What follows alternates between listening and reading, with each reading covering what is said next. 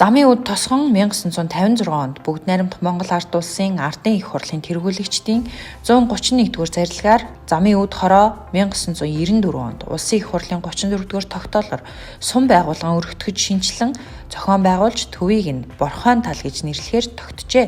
Замын үд сум нь 22,000 гаруй хүн амтай 5,200 орчим өрхтэй төр оршин суугчдтайгаа 30,000 гаруй хүн ам амьдардаг бөгөөд Дорноговь аймагтай цахилгаан эрчим хүч төмөр зам хатуу хучлалтай замаар бүрэн холбогдсон томоохон сумдын нэг юм а.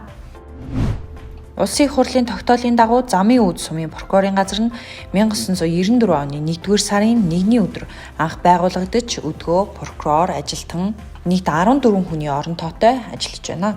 Замын үд сум дахь сум дундын прокурорын газар нь Улаанбаатарх, Өргөн, Эрдэнэ, замын үд сумдын нутаг дэвсгэрт үйлдэгдсэн гэмт хэрэг зөрчлийн хэрэгт хяналт тавь ажиллаж байна.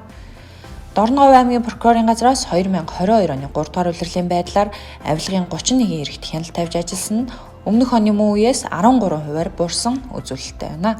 Прокурорын байгууллагаас дээрх төрлийн гэмт хэргийг шалган шийдвэрлэх ажиллагаанд онцгойлон анхаарч сургалтуудыг үе шаттайгаар зохион байгуулсны үр дүнд мөрдөн шалгах ажиллагаа болгон хэргийн шийдвэрлэлтэд ахиц дэвшил гарч байна.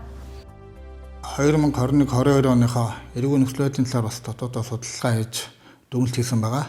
За энэ судалгааны дүнгээс харахад манайд 2 төрлийн гэмтэргийн тоо бол өссөн дүнтэй байна. Нэг нь эрүүл мэндийн эсрэг гэмтэрэг байна. Нөгөөх нь авилгын гэмтэрэг бас өссөн байгаа. За авилгын гэмтэргийн өссөн шалтгаан нөхцөлийг бас судалсан.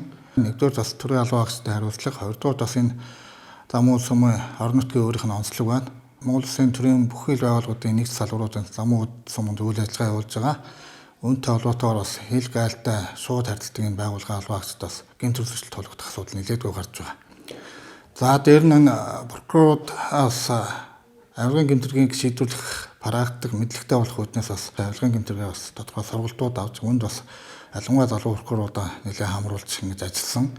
Үүний үр дүнд бас авилгын гэмтэргийг бас шийдэх гаргалгаа прокуроруудын маань мэдлэг ур чадвар бас тодорхой гарсны үр дүнд хэргийн шийдвэрлэлт бас нэмэгдсэн юм үр дүнтэй гэж харж байгаа. Сумдын төрийн албан хаагч нарт бас авилгын гэмтэрэг зөртөхгүй байх, түүнээс тэрхэн үйлчлэн хэрэглэх талаар сургалтууд орсон байна. За мөн иргэд олон нийтээс санал хүсэлтийн сонсож газар дээр нь ажилласан тодорхой асуудлууд дээр бас газар дээр нь шийдэж хариуг нь өгж ажилласан байгаа.